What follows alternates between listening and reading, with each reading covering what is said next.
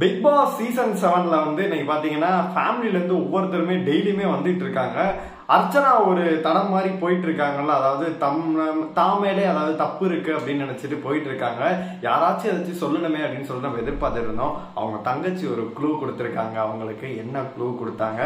Nixon அப்பா வந்து ஒரு விஷயத்த மாத்திட்டு போயிட்டாரு. நிக்சன் மேல இன்னைக்கு நம்ம எவ்வளவு நாளா பாத்துட்டு இருந்தோம்ல, நிக்சன் ஒரு கேரக்டர் ரவுடி ஒரு ப்ரொஜெக்ஷன் வச்சிருந்தோம்ல, அது எல்லாத்துக்குமே டோட்டலா பாத்தீங்கன்னா அவங்க அப்பா வந்து நிறைய விஷயங்கள் பண்ணி உடைச்சிட்டாரு.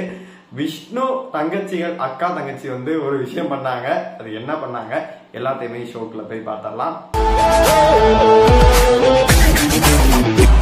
ஹாய் மக்களே, நான் உங்க Vijay Sham. Bigg Boss season 7 இறுதி கட்டத்தை நோக்கி பயணித்துக் கொண்டு இருக்கிறது. இந்த வருடமும் முடிய போகுது, பிக் பாஸும் முடிய போகுது. அதுக்கப்புறம் நம்ம என்ன ப்ரோ பண்ண போறோம்னு கேட்டீங்கன்னா, என்ன வேணா பண்ணலாம், வாழ்க்கையை முதல்ல பாருங்க ப்ரோ அப்படின்ற மாதிரிதான் இருக்கும். ஏன்னா பிக் பாஸ் வந்து பாத்தீங்கன்னா வருஷம் வந்து வேற லெவல்ல போயிட்டு இருக்கும். இந்த வருஷம் பாத்தீங்கன்னா அதிகமா ட்ரோல் செய்யப்பட்ட நபர்கள் யாரு அப்படின்னு கேட்டீங்கன்னா, வருஷம் ஒரு கண்டஸ்டன்ட் வந்து அதிகமா ட்ரோல் செய்வோம். ஆனா இந்த வருஷம் வந்து ஆங்கரே இந்த அளவு ட்ரோல் செஞ்சோமா அப்படின்னா கண்டிப்பா ஆரம்பிட்டுதான் மாயா மாயாவா அப்படின்ற ஆரம்பிச்சு அவரை வச்சு செய்ன்னு செஞ்சுட்டு இருக்கோம். பிரதீப் வெளியில போனதுல ஆரம்பிச்சது இப்போ வரைக்கும் வந்து யாருமே அவர் விட மாட்டேங்கிறாங்க. இந்த வாரம் கூட வந்து கேட்டாரு. இந்த வாரம் வந்து நிகழ்ச்சியா தான் பேசுவாரு. நம்மளுக்கு இப்பவே தெரிஞ்சு போச்சு. ஃப்ரீஸ் டாஸ்கோட செகண்ட், அதாவது 2ஆம் நாள் வந்து இன்னைக்கு யார் யார் வர போறாங்க அப்படின்னு சொல்லிட்டு நம்ம எல்லாருமே எதிர்பார்த்துட்டு இருந்தோம். அதை நேற்றையே சொல்லியிருந்தாங்க, உங்க வீட்டுல இருந்து அப்பா அம்மா வருவாங்க, இந்த வாரம் முழுக்க பாத்தீங்கன்னா தங்கச்சி அக்கா பாப்பா குழந்தைங்க எல்லாமே வந்துகிட்டே இருப்பாங்க, அதனால என்ஜாய் பண்ணுங்க அப்படின்ற மாதிரி சொல்லியிருந்தாங்க. அவங்க போகும்போது பாத்தீங்கன்னா அவங்களை பாராட்டி ஒரு நல்ல ஹவுஸ்மேட்டை தேர்ந்தெடுத்து ஒரு பரிசு மாதிரி வந்து அவங்க செலக்ட் பண்ணுவாங்க, நாங்க கொடுப்போம் அப்படின்ற மாதிரி சொல்லியிருந்தாங்க. அதே மாதிரி பாத்தீங்கன்னா இன்னைக்கு விஷ்ணு வீட்டுல இருந்து வந்திருந்தாங்க, அர்ச்சனா வீட்டுல இருந்து அவங்க தங்கச்சி வந்திருந்தாங்க, அப்புறமேட்டு நம்ம தினேஷ் வீட்டுல இருந்து அவங்க அப்பா அம்மா வந்திருந்தாங்க, நிக்சனோட அப்பா வந்திருந்தாரு. அதுக்கு முன்னாடியே வந்து நிக்சன் சொல்லியிருந்தாரு, எங்க அப்பா எல்லாம் வந்துடக்கூடாது, எங்க அப்பாட்ட நான் பேசி 6 மாசம் ஆச்சு, அவர் அன்பிளாக் பண்ணி வச்சிருக்கேன், அவர்கிட்ட சொல்லாம தான் வந்தேன், ஐயோ அவர் ஆட்டோ ஓட்டிட்டு அப்படியே இருக்கட்டும், உள்ளெல்லாம் வந்தா அவளதான் வேற மாதிரி ஆயிரும் அப்படின்ற மாதிரி சொல்லிட்டு இருந்தாங்க. அதுக்கு முன்னாடி வந்து நம்ம தினேஷோட அப்பா அம்மா வந்து பாத்தீங்கன்னா அழகா வந்து இது பண்ணிட்டு இருந்தாங்க, பேசிட்டு இருந்தாங்க. அதன் பிறகு வந்து நம்ம மணியோட அம்மா கூட வந்திருந்தாங்க, தெலுங்குல பேசிட்டு இருந்தாங்க. தெலுங்குல பேசினா யாருக்கு புரியாதுமா, தமிழ்ல பேசுங்க அப்படின்னு சொல்லிட்டு பிக் பாஸ் கூட சொல்லிட்டு இருந்தாரு. அது அப்படியே அந்த நிகழ்வுலாம் அழகாவே போயிட்டு இருந்துச்சு. அப்புறமேட்டு தான் பாத்தீங்கன்னா நம்ம நிக்சனோட அப்பா வந்தாரு, வந்து சரியான தக்லைஃப் கொடுத்தாரு.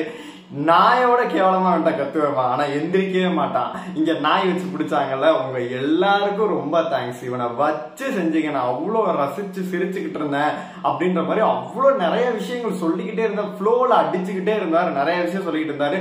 6 சீசன் நான் பார்த்ததே கிடையாது, ஆனா இவனுக்காக பார்த்தேன் அப்படின்ற மாதிரி சொல்லிட்டு இருந்தாரு.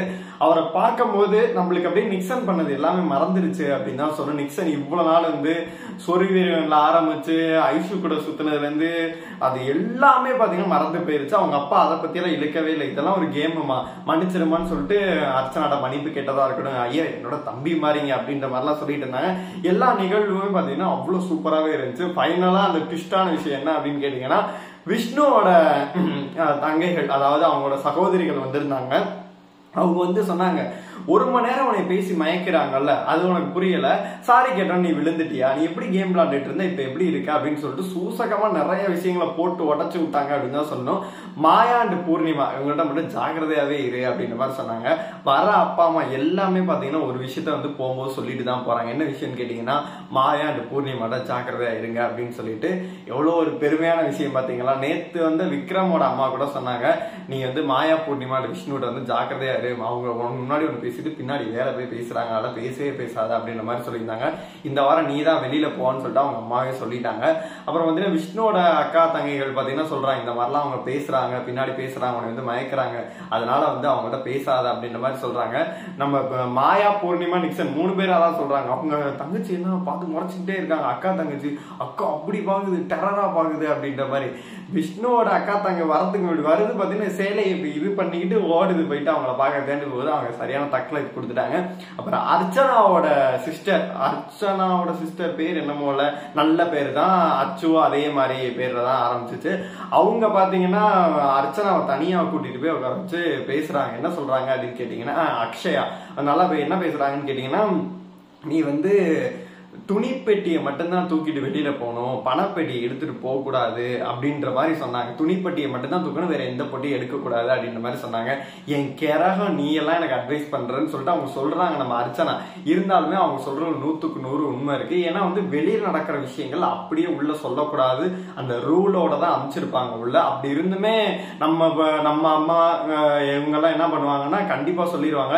வெளியில அக்கா தங்கிகள் அண்ணன் தம்பி இவங்க எல்லாம் என்ன பண்ணுவாங்கன்னா, ஐயோ நம்ம அண்ணன் தம்பி இருக்காங்க, நம்ம அக்கா விளாடுறாங்க, நம்ம ஏதாச்சும் சொல்லணும்னு சொல்லிட்டு ஏதாச்சும் ஒரு ஹிண்ட் கொடுத்துருவாங்க உங்களுக்கு கண்டிப்பா. அதனாலதான் தனித்தனியா உட்காந்து பேசிட்டு இருக்காங்க. அவங்க சொல்லிட்டாங்க இந்த மாதிரி பண்ணாத. ஏன்னா ஒரு 2-3 நாளைக்கு முன்னாடி பாத்தீங்கன்னா அர்ச்சனா வந்து எனக்கு ஒரு மாதிரி ஆயிடுச்சு. ஏன்னா இவங்க வந்து சொம்படிச்சு விட்டு போயிட்டாங்க, நிக்சன் பண்ணது நியாயம் மாதிரி ஆக்கிட்டாங்க, அதனால வந்து நம்ம போயிடலாம் அப்படின்ற ஒரு ஜோனுக்கு அவங்க போயிட்டாங்க. அதெல்லாம் நீ பண்ணாத, நீ ஃபைனல் வரைக்கும் வரலாம் அப்படின்ற மாதிரி ஒரு ஹிண்டையுமே கொடுத்துட்டு போயிருக்காங்க. இது அர்ச்சனா மண்டைக்கு உரைக்கணும். அர்ச்சனா இது பண்ணிட்டு இனிமேல் அழகா இப்ப விளாடுறாங்கல்ல அதே தொடர்ந்து அழகா விளாண்டுகிட்டு இருந்தாங்கன்னா கண்டிப்பா ஃபைனல்ல ஒரு ஆளா இருப்பாங்க. ஃபைனல்ல என்ன பொறுத்த வரைக்கும் இந்த 5 கண்டஸ்டன்ட் இருப்பாங்கல்ல, அதுல வந்து இதர வந்து அர்ச்சனா அண்ட் தினேஷ் இவங்க இருந்தா நல்லா இருக்கும்னு சொல்லிட்டு எல்லாருமே எதிர்பார்த்துட்டு இருக்காங்க. ஆனா இவங்க போற போக்க பார்த்தா இது வரைக்கும் இவங்க சொம்படிச்சது எல்லாமே வச்சு பார்க்கும்போது மாயா அண்ட் பூர்ணிமாவை ஃபினாலே வரைக்கும் கூட்டு போயிட்டு ஃபைனல்ல ஏதாச்சும் பண்ணுவாங்களான்ற ஒரு டவுட்டுமே இருக்கு. அந்த பணப்போட்டி யாரு எடுப்பா அப்படின்ற மாதிரி ஒரு எக்ஸைட்மெண்ட் இருந்துகிட்டே இருக்கு. என்னை பொறுத்த வரைக்கும் மணி நீடு உள்ளவங்கன்னு பாத்தீங்கன்னா எல்லாருக்குமே தான் பண தேவைகள் இருந்துகிட்டே இருக்கு. இல்லடா போதுண்டா எதுக்குடா நம்ம போய்கிட்டு நம்ம ஃபைனல் போயிட்டு 50 லட்சத்தோட எடுத்துட்டு போயிடலாம், 10 லட்சம் 20 லட்சம் அந்த எடுத்துட்டு போயிடலாம் அப்படின்ற ஒரு ஜோன்ல போறது என்னைய பொறுத்த வரைக்கும் விஷ்ணு அந்த முடிவு கூட எடுக்கலாம். ஆனா அவங்க வீட்டுல அதை இன்ஸ்டைல் பண்ண வேணாம் அப்படின்னு சொல்லிட்டு அர்ச்சனாட்ட சொல்லிட்டு வேணாம்னு சொல்றாங்க. அர்ச்சனா அதை பண்ண மாட்டாங்க. தினேஷுக்கு வாய்ப்பே கிடையாது. மற்றபடி இந்த வாரம் பாத்தீங்கன்னா விக்ரம் கண்டிப்பா வெளியில போயிருவாரு. மணி ரவினா வாய்ப்பே கிடையாது அப்படின்னு தான் சொல்லணும். கூல் சுரேஷ் இருந்திருந்தா கூட கண்டிப்பா எடுத்துட்டு போயிருப்பாரு. அவருமே வெளியில போயிட்டாரு.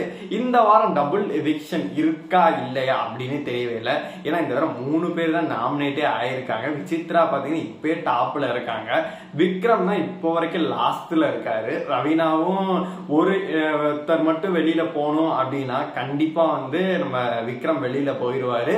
மணி பாத்தீங்கன்னா ரவீனா திரும்பி அழகா சேர்ந்து விளையாட ஆரம்பிச்சிடலாம். பாத்தீங்கன்னா விசித்ராவும் சேவ் ஆயிடுவாங்க. அதுக்கும் அடுத்த வாரம் டபுள் எவிக்ஷன் பண்ணாங்கன்னா மேபி வேற யாராச்சும் பெரிய தலைக்கட்டு போறதுக்கான வாய்ப்புகள் அதிகமாவே இருக்கு. போ என்ன நடக்கும், நாளைக்கு வந்து யாரோட பேரண்ட்ஸ் வருவாங்க அப்படின்னு சொல்லிட்டு வெயிட் பண்ணி பார்க்கலாம். இந்த வீடியோ உங்களுக்கு பிடிச்சா லைக் பண்ணுங்க, ஷேர் பண்ணுங்க, கமெண்ட் பண்ணுங்க, மறக்காம டாக்ஸ் ஆஃப் சினிமாவை சப்ஸ்கிரைப் பண்ணுங்க.